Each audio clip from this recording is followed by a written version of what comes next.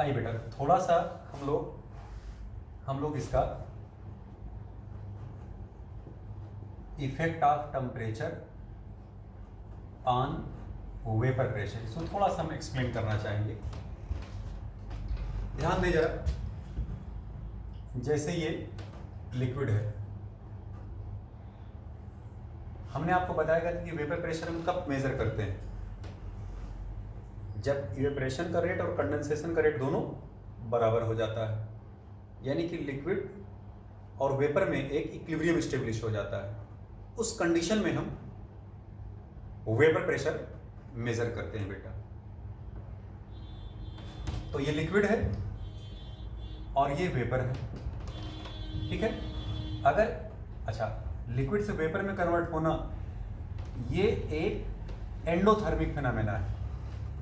तो जब आप इस इक्विलिब्रियम का कांस्टेंट निकालेंगे तो वो कहलाएगा केपी के बराबर, यानी डायरेक्टली अगर आप केपी निकालेंगे तो होगा pressure of vapour upon pressure of liquid.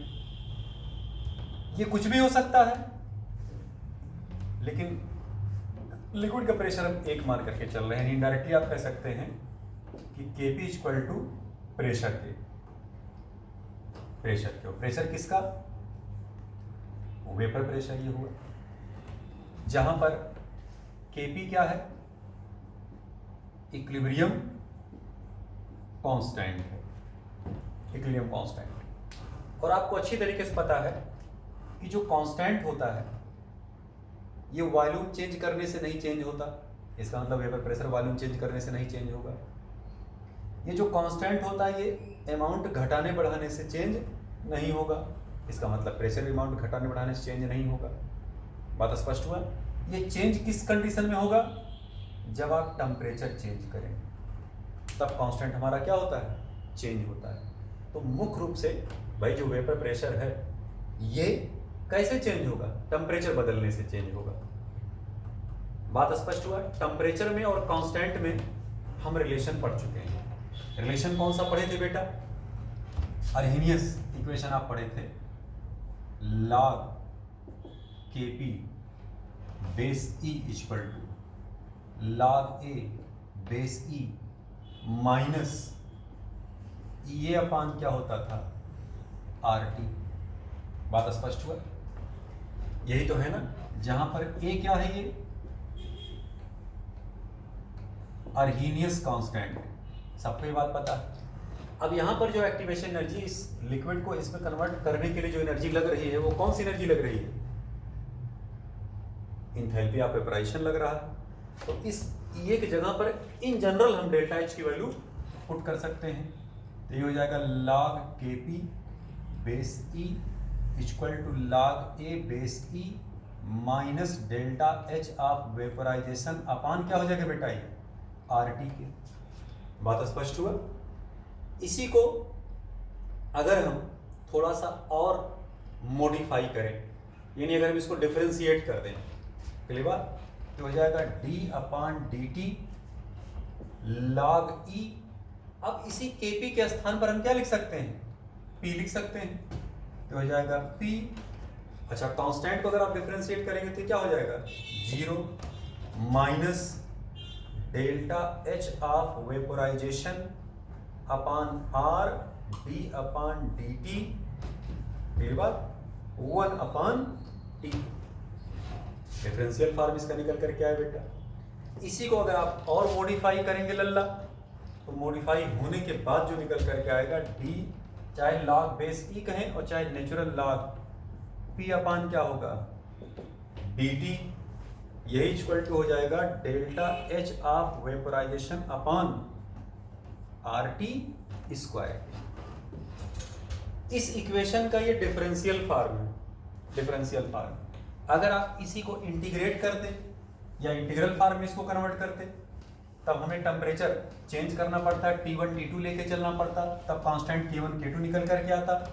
पहले बात तो हम डायरेक्ट इस इक्वेशन को पुट कर दे रहे हैं। ये हो जाएगा log P2 upon P1 equal to delta HV upon आर, अगर आप बेस ई पे लेके चल रहे हैं तो, अगर आप बेस ई पे बात नहीं कर रहे हो तो 2.303 से यहाँ मल्टीप्लाई करना पड़ेगा। जब बेस 10 पे आप बात करोगे तो ये हो जाएगा 2.303, और यहाँ से आप हटा दी इसको, या क्या यहाँ लगा दीजिए। क्लियर बात? ये हो जाएगा 1/T1 माइनस 1/T2, या इसी को आप ऐसे लिख सकते थे, log base 10 P2/P1 equal to delta H of vaporization 2.303 R T2 minus T1/T1 T2। ये इक्वेशन और ये भी इक्वेशन, ये बात, इनको कहा जाता है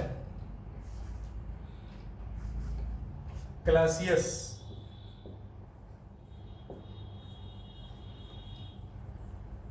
क्लेपायरन इक्वेशन। कौन सा इक्वेशन भैया ये है? Clausius Clapeyron equation. अभी जल्दी नीट में पूछा भी गया था। यहां पर डेल्टा एच क्या है? ये इंथैल्पी ऑफ वेपोराइजेशन। यहां पर P2 क्या है? Vapour pressure at temperature T2। P1 क्या है? Vapour pressure at temperature T1। Clear? R क्या है?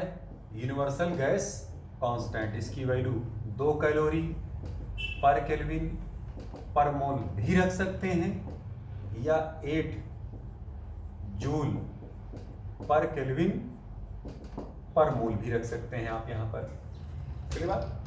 तो कभी कभी ये इक्वेशन पूछ लिया जाता है, हालांकि जल्दी ही नीट में ये इक्वेशन पूछा भी गया था आप लोगों के एग्जाम में बेटा।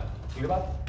अब यहाँ पर हम लोग डिस्कशन करेंगे। हम लोग 2 बातें पढ़ने चल रहे थे, एक वेपर प्रेशर और दूसरा राउल्ट्स लॉ।